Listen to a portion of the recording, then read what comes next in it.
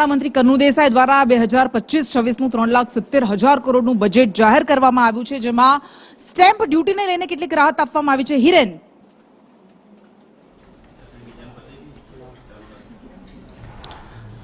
રાજ્ય સરકારનું અત્યાર સુધીનું સૌથી મોટા કદનું બજેટ છે તે આજે રજૂ કરવામાં આવ્યું છે અને સૌથી મહત્વનું છે કે આ બજેટની અંદર નાના અને મધ્યમ વર્ગને ક્યાંક રાહત મળે એ પ્રકારની જોગવાઈ કરવામાં આવી છે.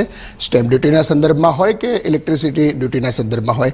રાજ્ય સરકારના સિનિયર મંત્રી અને પ્રવક્તા મંત્રી ઋષિકેશભાઈ છે. ઋષિકેશભાઈ, સામાન્ય અને મધ્યમ વર્ગને ક્યાંક રાહત આ બજેટમાં જોવા મળી રહી છે. ખાસ શું રણનીતિ અને રોડમેપ 2047 માટેનું આ બજેટની દ્રષ્ટિએ શું હશે? 2025-26નું બજેટ એ ભૂતકાળની સાથે આવતો ભવિષ્ય એને સાંકળનારું બજેટ છે. 2001થી 2025 સુધીમાં વખતમાં આપણા રાજસ્વના હિસાબે આપણું બજેટ નક્કી થતું હોય છે. એ બજેટમાં ધીમે ધીમે 2025ની અંદર આપણું રાજસ્વ વધ્યું છે. કેન્દ્ર સરકારમાંથી મળતા નાણાંની ટકાવારી પણ વધી છે. એટલે આ વખતે 3,70,000 કરોડનું જે બજેટ રજૂ કર્યું છે એમાં સમાજના તમામ વર્ગોને ક્યાંક ને ક્યાંક નાના મોટી દરેક જગ્યાએ જે વ્યક્તિ, ચાહે ખેડૂત છે, ચાહે ફિશરીઝ છે, ચાહે મહિલા છે, ચાહે બાળકો છે, એજ્યુકેશન છે, હેલ્થ છે, દરેક ક્ષેત્રની અંદર લોકોને રાહત આપનારો અને અનેક નવી યોજનાઓ સાથે પોષણથી લઈ અને માતા મૃત્યુ અને બાળ મૃત્યુ સુધીની ચિંતા કરનારું આ બજેટ એ આવતા સમયની અંદર એ 2047નો રોડમેપ દેશ માટે 2047નો આદરણીય પ્રધાનમંત્રી મોદી સાહેબે મૂક્યો છે, વિકસિત રાષ્ટ્ર બનાવવાનો. એ પહેલાં આપણે દોડી અને 2047 પહેલાં વિકસિત ગુજરાતના મંત્ર સાથે આગળ દોડનારું આ બજેટ છે. આ બજેટનું અમલીકરણ અને કામ ધરાતલ સુધી પહોંચાડનાર જે કર્મચારીઓ છે એમનું કહેવું છે કે અમારા માટે જૂની પેન્શન યોજના હોય કે ફિક્સ પે નાબૂદી હોય અથવા તો ફિક્સ પેના સમયમાં ઘટાડો કરવાની વાત હોય, ભાજપ શાસિત અન્ય રાજ્યોમાં થાય છે, તો ગુજરાતમાં જ આ પ્રકારે શોષણ કર્મચારીઓનું કેમ? નવા બજેટમાં આશા હતી કે કંઈક આવશે, પરંતુ એ આશા પણ એમને ઠગારી નીવડી છે. એક જ નેરેટિવથી સમગ્ર વિરોધ પક્ષ ચાલી રહ્યો છે. સરકારી કર્મચારીઓ કહે છે, વિરોધ પક્ષ નહીં. સરકારી કર્મચારીઓ કહેતા હોય કે વિરોધ પક્ષ કહેતો હોય, પરંતુ જ્યારે આખા ગુજરાતની ચિંતા કરવાની હોય એટલે કેવળ સમાજના કેટલાક વર્ગો પૂરતો નહીં પરંતુ આખા સમાજનું અને અહીંયા પણ કર્મચારીઓનું પણ ધ્યાન અહીંયા રાખેલું છે. કેવળ એક જ વિષય સાથે આપણે ચિંતા કરીએ છીએ એવું નહીં.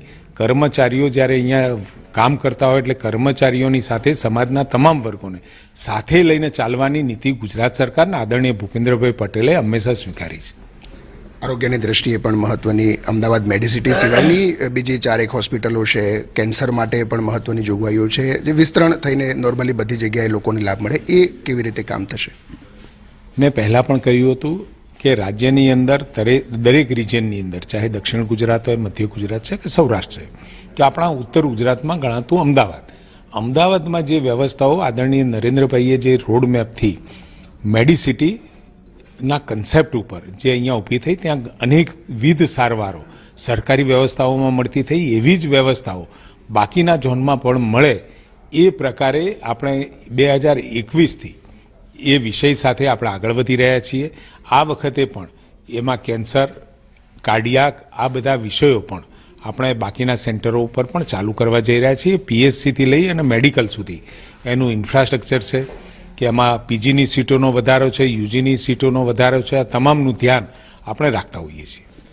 નવું માનવબળ સરકાર માટે મળશે, એના માટેની કોઈ જોગવાઈ સીધી રીતે જોવા નથી મળી કે સરકારી ભરતીઓના સંદર્ભમાં શું થશે, કેટલી ભરતીઓ થશે, જગ્યાઓ જે ખાલી છે એના સંદર્ભે ગયા વર્ષે તમે કહ્યું હતું કે અમે કેલેન્ડર આખું તૈયાર કરવાના છીએ, પરંતુ હજી સુધી એ પણ કંઈ કાગળ ઉપર નથી આવ્યો. છું આ વખત બજેટની અંદર પણ નવી ભરતીઓ બાબતની વાત પણ ધ્યાને મુકાઈ છે અને એ પણ કહેવામાં આવ્યું છે.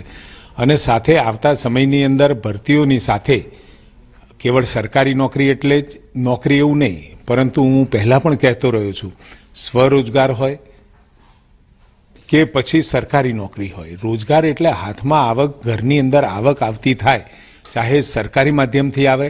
અને સરકારી નોકરીઓ તો ખૂબ ઓછી હોય છે, 0.90%થી પણ ઓછી હોય છે. પરંતુ સમગ્ર ગુજરાતનો વિકાસ કર્યો તો યુવાન પોતે પોતાની રીતે ફળ ફૂલી શકે. આઈ હબ અને સ્ટાર્ટઅપ એ પણ એક એનો પર્યાય છે. પોતાના નવીન વિચારોને એન્ટરપ્રેન્યોર થઈ અને આવતા સમયમાં પોતે તો રોજગાર મેળવી શકે પણ અનેક નવી રોજગારીઓ આપી શકે એ બાબતને પણ ધ્યાનમાં રખાયું છે. આઈ હબ કેવળ અમદાવાદની રિજિયન વાઇઝ પણ એ સ્થાપવાની વાત એટલા માટે કરાઈ છે. આઈ હબ અને આઈ ક્રિએટ દ્વારા એનું સંચાલન થશે.